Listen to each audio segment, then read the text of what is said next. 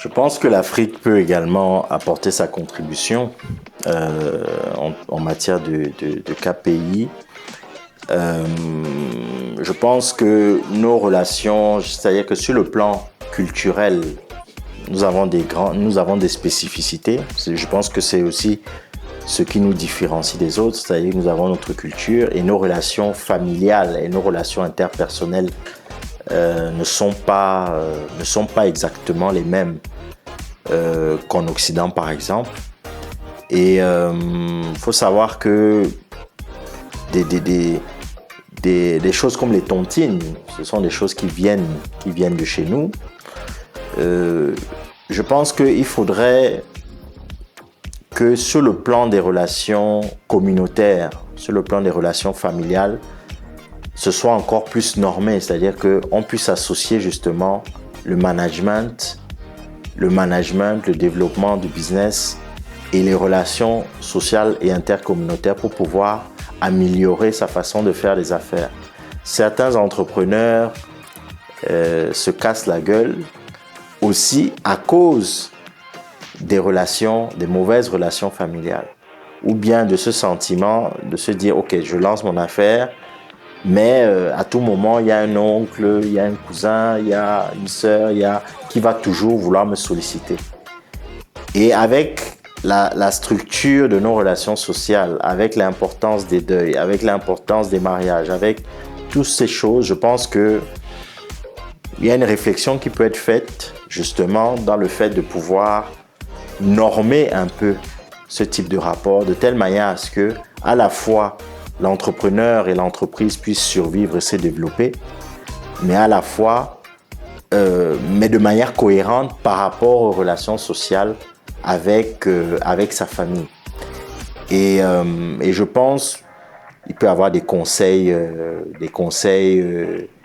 communautaires, des conseils de famille autour des activités. Je sais que certaines familles peuvent être plus organisées que d'autres, mais ça peut être des concepts qui peuvent être développés de telle manière à ce que chaque personne dans la famille, enfin, pas chaque personne, on va dire que la famille en général ou bien le nom d'une famille puisse s'y retrouver et puisse se pérenniser d'une certaine manière. Donc en fait, mélanger en fait notre culture, nos relations sociales avec les réalités business actuelles. Je le dis parce que ce sont des choses qui se font assez bien toujours à l'heure actuelle en Asie, en Inde, etc. où il y a encore de la discipline dans certains types de familles et dans certaines relations sociales et familiales sont régies d'une certaine manière.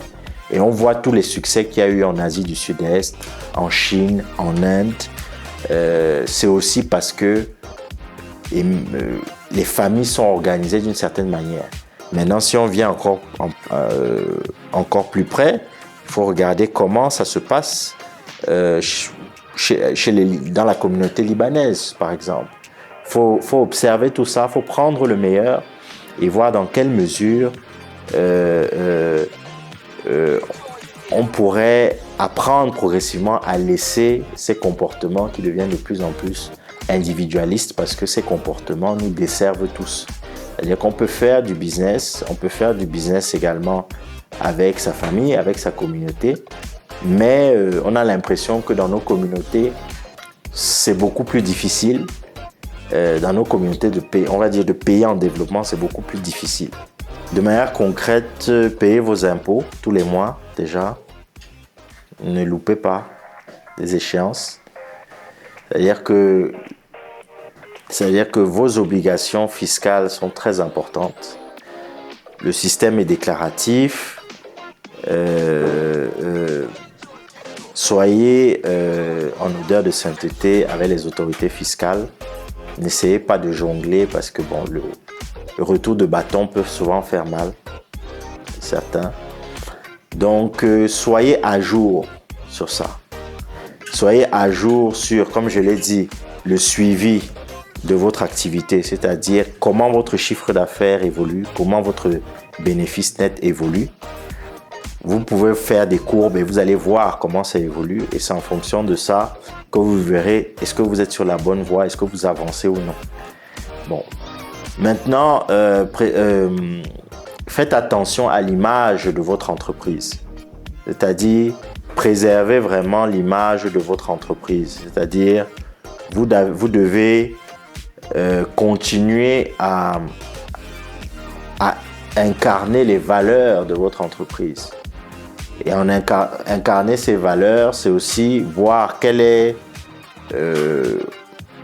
comment dire, vous pouvez faire des petits sondages. Vous pouvez faire des petits sondages auprès de votre communauté. Vous pouvez poser un certain nombre de questions, voir ce qui satisfait votre clientèle. Cela peut passer également par votre service client, c'est-à-dire après l'achat des produits, de manière périodique, vous posez un certain nombre de questions pour voir est-ce que les clients sont satisfaits, quels sont les besoins de tel ou tel client, est-ce que les clients ont envie, est-ce qu'il y a un type de produit qu'on pourrait faire, qu'on pourrait développer. C'est-à-dire, il faut écouter ce client parce que c'est ce client qui va faire votre chiffre d'affaires. Ce sont ces clients qui vont faire votre chiffre d'affaires. Donc, ce sont des choses qui permettent également de pérenniser. Voilà. De la même manière, n'hésitez quand vous arrivez à un certain niveau, ouvrez votre spectre.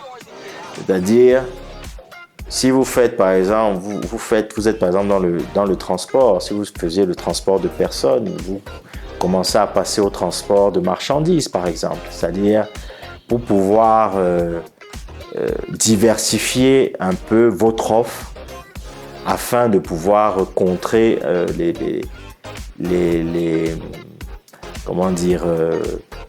contrer les mauvais cycles de l'économie, par exemple. C'est-à-dire que vous pouvez, par exemple, nous, voilà, concrètement, nous, on a commencé en faisant du B2C, c'est-à-dire on vendait nos produits directement auprès du client lambda. Mais depuis 2019, on fait aussi du B2B, c'est-à-dire qu'on fait de la sous-traitance cosmétique, c'est-à-dire que lorsque des personnes ont envie de fabriquer une marque cosmétique, développer une marque cosmétique, nous, on a les ressources, l'infrastructure pour pouvoir le faire. Donc, ce sont des choses qui permettent également de stabiliser l'activité. Ce sont des choses qui permettent également d'ouvrir d'autres portes. Et d'autres portes d'opportunités pour d'autres types de business également. Donc, ce sont des choses qui permettent de stabiliser votre activité. Renouvelez également vous renouvelez vos gammes de produits, vous rajeunissez vos gammes de produits, vous améliorez les formulations, vous ajoutez des nouveautés, etc. Ce sont des petites choses comme ça qui permettent de pérenniser votre entreprise. On va dire vous prolongez le cycle de vie de vos produits. Prolongez le cycle de vie, vous redynamisez vos produits. Il y a plusieurs techniques qui permettent, voilà, de faire ça. N'arrêtez pas également de communiquer. Trouvez des nouvelles manières de communiquer.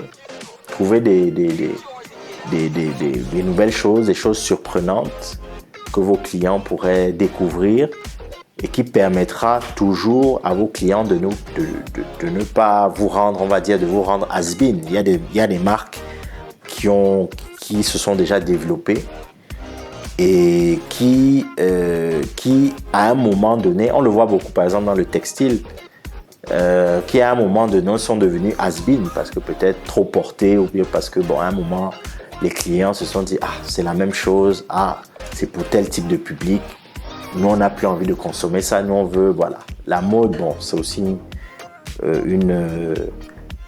c'est un secteur particulier, mais il faut pouvoir, voilà, il faut continuer à surprendre la clientèle. Voilà, ça, c'est des choses comme ça que je vois.